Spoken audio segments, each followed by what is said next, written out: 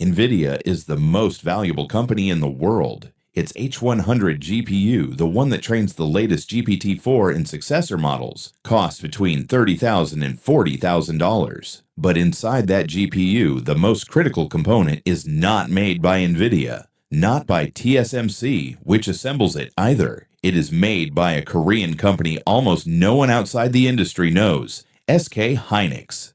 It is called HBM, high bandwidth memory. 8 or 12 DRAM chips stacked vertically on a single piece of silicon, connected by thousands of microscopic holes called TSVs, drilled by lasers straight through the silicon itself. Without HBM, an AI GPU is a Ferrari engine connected to a garden hose. The power is there, but there is no way to feed it data fast enough. And here is the data point almost nobody reports. Only 3 companies in the world can manufacture it. SK Hynix holds 57% of the market, Samsung 22%, Micron 21%, China 0 competitive capacity, and if any one of those 3 goes down, the AI revolution stalls.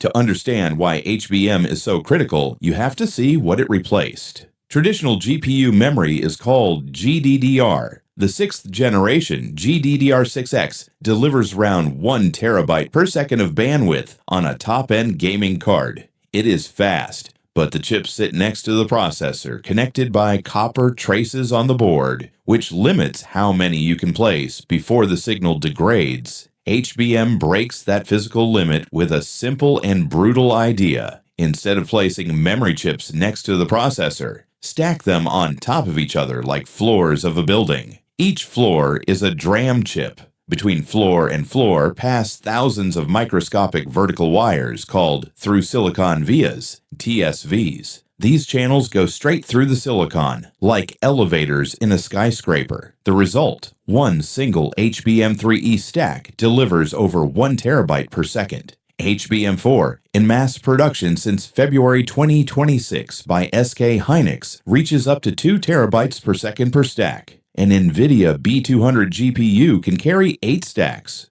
total 12 to 16 terabytes per second of bandwidth, 15 times more than the best GDDR6X. The evolution is brutal. Original HBM 2015, 128 gigabytes per second per stack. HBM2 2016 up to 307. HBM2E 2019 460. HBM3 2022 819. HBM3E 2024 over 1 terabyte. HBM4 2026 2 terabytes and beyond. Each generation doubles bandwidth and multiplies capacity, and each generation makes physical manufacturing harder. 12-layer HBM3E means stacking 12 DRAM chips, each under 50 micrometers thick. A human hair is 70, drilled with thousands of TSVs aligned perfectly between layer and layer. If a single TSV fails, the entire stack is discarded. That is why yield, the percentage of good stacks coming off the line, is the number that decides who wins this market. Micron reports HBM3E yields around 75% on 8-layer stacks. SK Hynix runs above 75 on 12-layer. Samsung, per Korean press reports, struggled throughout 2025 with yields below 50%.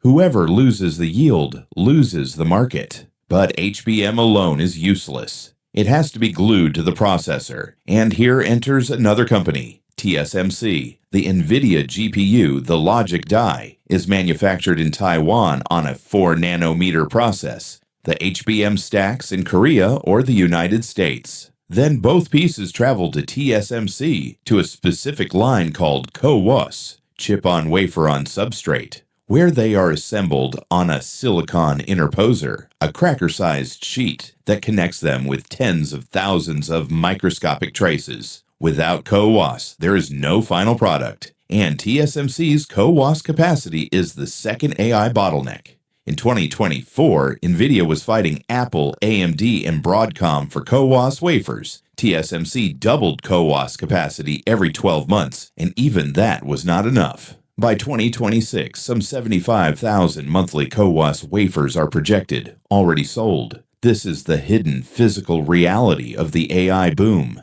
Every chatbot you answer, every image generated, depends on three pieces manufactured in three different countries: Taiwan, Korea, the United States, and they can only be assembled on one line, TSMC's in Hsinchu. The second physical problem is heat. When you stack 12 DRAM chips and bond them to a GPU consuming 600 watts, the bottom chip of the stack has to evacuate the heat from everything above it. And DRAM hates heat. Above 95 degrees Celsius, cells lose data and reliability collapses. This is where Samsung lost 2 years of the market. Its HBM3E stacks passed initial tests, but when installed in an Nvidia GPU and run at full speed for hours, they overheated. The technical diagnosis leaked by analysts: Samsung's DRAM process, called 1-alpha, was not optimized for HBM, and interlayer thermal dissipation was inadequate. SK Hynix used a more advanced 1-beta process and a fill material between layers, mass reflow molded underfill (MR-MUF), that conducts heat better. Result: Nvidia rejected Samsung 3 times in a row during 2025 before approving it in September. 18 months of delay.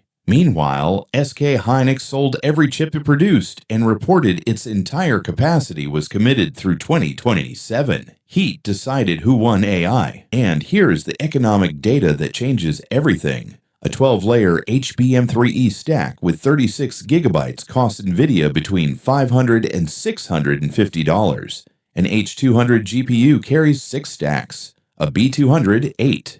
That means $4,000 to $5,000 of the cost of a $40,000 GPU is only HBM. But the raw DRAM wafer costs less than 20% of that figure. The rest is process, yield, packaging, and margin. That is why SK Hynix became the first Korean manufacturer to surpass Samsung in annual profit in 2025. And that is why Samsung lost more than 1 trillion won per quarter in its foundry division, while its rivals reported records. The global HBM market grows from $3 billion in 2023 to a projected $45 billion in 2028. It is the fastest growing semiconductor category in history, and the 3 manufacturers who dominate it have become, in effect, a private utility for artificial intelligence. If they pause, the entire world pauses. The geopolitical consequence is immediate. In December 2024, the United States government banned direct export of HBM3 and HBM3E to China under any process, without special license. Official rationale: HBM enables training frontier AI models. Without HBM, Chinese chips like Huawei's Ascend hit low performance ceilings. The consequence: China launched an emergency program. CXMT, which in 2024 had only just begun producing conventional DRAM, started mass producing HBM2 in the second half of the year, 3 generations behind the leader. By 2026, it targets HBM3,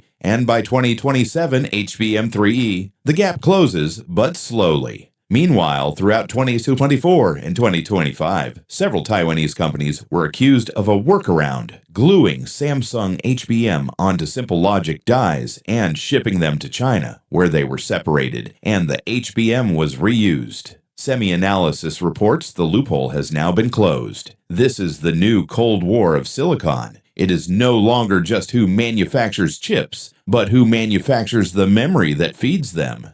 The official story of the AI revolution is the Nvidia story. Jensen Huang, his leather jackets, the Blackwell GPUs, speeches on bright stages. But the physical story, the one happening in clean rooms 3,000 kilometers from Silicon Valley, is another. It is the story of 3 Korean and American companies drilling laser holes through silicon wafers thinner than a hair, stacking them like cards, and praying thermodynamics lets them work. It is the story of TSMC assembling it all on a single line in Hsinchu that has a longer waiting list than a 3 Michelin star restaurant. And it is the story of a Chinese government that discovered in December 2024 that without HBM there is no national AGI. Next time you hear that artificial intelligence will transform the world, remember this number: Behind every answer a model gives, there are thousands of microscopic TSVs drilled by laser that have to work perfectly all at once on the first try. If one fails, the stack is discarded. If the stack is discarded, the chip is discarded. If the chip is discarded, the model trains slower. That is how fragile the infrastructure of the future is.